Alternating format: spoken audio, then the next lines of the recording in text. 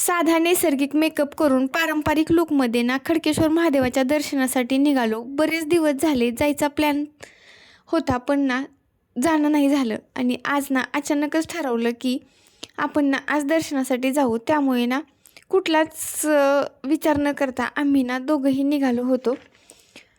आज खडकेश्वर महादेवाच्या दर्शनासाठी निघालो. वाटेत ना पेट्रोल भरलं आणि पुढचा प्रवास ना सुरू केला. रस्त्यांच्या दोन्ही बाजूला ना हिरवाई, थंडगार वारा आणि सुंदर वातावरण ना मनाला खूप शांत वाटत होतं.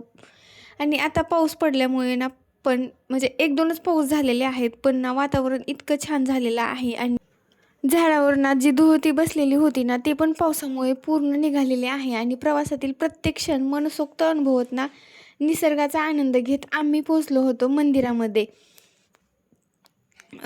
मंदिरातील प्रसन्न वातावरण, घंटानाद, धुपाचा सुगंध आणि ओम नमः शिवाय नामाचा जप ना मनाला खूप शांतता देत होता. महादेवाचे दर्शन घेताना ना मनातील सर्व चिंता दूर झाल्यासारखे वाटले आणि नवीन ऊर्जा भेटली. आणि इथं आल्यास ना खरंच खूप छान वाटत होतं. आणि आमची पहिली भेट ना याच मंदिरात झाली होती. त्यामुळे ना आज ठरवलं की आज ना बरेच दिवस झालेत तर आपण गेलेलोच नाही, त्यामुळे ना आज दर्शनासाठी गेलो. आणि हे ना छत्रपती संभाजीनगरमधील ना म्हणजे खूप जुनं मंदिर आहे, त्यामुळे इथं आणि वातावरण पण खूप छान आहे. जर कुणी छत्रपती संभाजीनगरचे असतील ना तर यांना या मंदिराविषयी नक्कीच माहिती असेल तर त्यांनी कमेंट करून नक्कीच सांगा. आणि दर्शनासाठी आतमध्ये मंदिरात गेलो, तिथं दर्शन घेतलं आणि थोडा वेळ ना बाहेर घालवलं.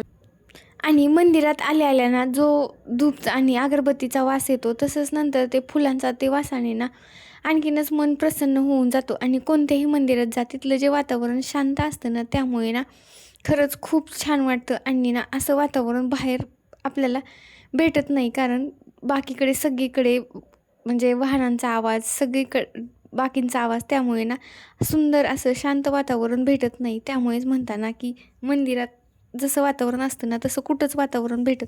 आणि दर्शन झाल्यानंतर ना मंदिर परिसरातच थोडा वेळ घालवला. शांत वातावरणाचा आनंद घेत सुंदर क्षण ना कॅमेऱ्यात टिपले.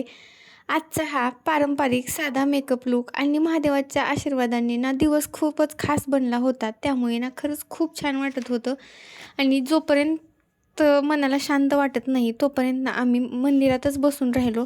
खूप वेळ झाल्यानंतरच मंदिराच्या बाहेर आलो. आणि तिथं पण ना आता खूप छान वाटत होतं. आणि बरेच लोक ना इथं म्हणजे कंटिन्यू येतात, त्यामुळे ना त्यांना बघत थोडा वेळ बसलोत. आणि हे झालंच ना आमचा प्लॅन होता की आम्हाला बाहेर थोडी शॉपिंग करायला पण जायचं होतं, पण ना एक काम आल्यामुळं ते काही जमलं नाही. आणि नंतर ना आम्ही घरी आलो. तर आजचा ब्लॉग ना तुम्हाला कसा वाटला ते नक्की कमेंट करून सांगा. आणि आवडल्यास शेअर आणि सबस्क्राईब करा.